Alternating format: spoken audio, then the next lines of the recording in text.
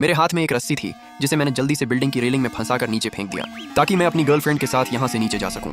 असल में हमारे ऊपर हमला करने के लिए कई सारे गुंडे आ रहे थे और मुझे अपनी गर्लफ्रेंड को बचाना था, इसलिए मैंने जल्दी से यही रास्ता चुना। उन गुंडों के आने से पहले ही मैं अपनी गर्लफ्रेंड के साथ बिल्डिंग से नीचे उतर गया और गुंडे ऊपर जाकर बस देखते ही रह गए। फिर मैं अपनी गर्लफ्रेंड के साथ उसकी महंगी कार में बैठने ही जा रहा था कि तभी मैंने देखा कि वही बॉडीगार्ड्स बिल्डिंग के ऊपर से मुझे रोकने की कोशिश कर रहे थे, लेकिन मैंने जल्दी से अपनी गर्लफ्रेंड से कहा कि वह अपनी सीट बेल्ट बांध ले और फिर मैं अपनी लैम्बोर्गिनी लेकर काफी तेजी से सड़क पर निकल गया। लेकिन तभी मैंने देखा कि कुछ अनजान गाड़ियां मेरी लैम्बोर्गिनी का पीछा कर रही थी। यह देखकर मैंने अपनी लैम्बोर्गिनी की स्पीड और भी ज्यादा बढ़ा दी, जिससे मेरी गर्लफ्रेंड थोड़ी डरने लगी। लेकिन उसी स्पीड के साथ मैंने अचानक अपनी लैम्बोर्गिनी को ड्रिफ्ट मारकर पीछे घुमा दिया और मैं रिवर्स गियर में काफी तेजी से पीछे जाने लगा। पीछे जाते जाते मैंने मुझे पकड़ने की कोशिश कर रहे बॉडीगार्ड्स को भी टक्कर मार दी। फिर मैं काफी तेजी के साथ अपनी कार को आगे की तरफ दौड़ाने लगा।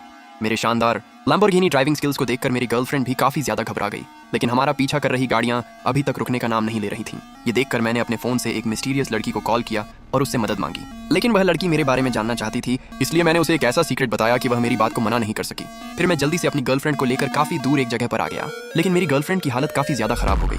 मेरी इतनी तेज लैम्बोर्गिनी ड्राइविंग की वजह से वह मुझसे शिकायत करने लगी कि मुझे इतनी तेजी से लैम्बोर्गिनी नहीं चलानी चाहिए, लेकिन फिर भी उसे लैम्बोर्गिनी की स्पीड काफी अच्छी लगने लगी थी। फिर मैंने रोमांटिक तरीके से अपनी गर्लफ्रेंड की कमर पकड़कर उसे अपनी तरफ खींच लिया, जिसकी वजह से वह थोड़ी नर्वस हो गई। फिर वह किसी तरह मेरी पकड़ से निकल गई। मैं भी उसके साथ और बात नहीं करना चाहता था, इसलिए मैं उसे वहीं पर छोड़कर अपने आगे के सफर पर निकल गया। मैं एक पार्किंग एरिया में जाकर अपनी लैम्बोर्गिनी को बंद कर चुका था। फिर मैं शांति से बैठकर अपने दुश्मनों के बारे में सोचने लगा जिनसे मुझे बदला लेना था।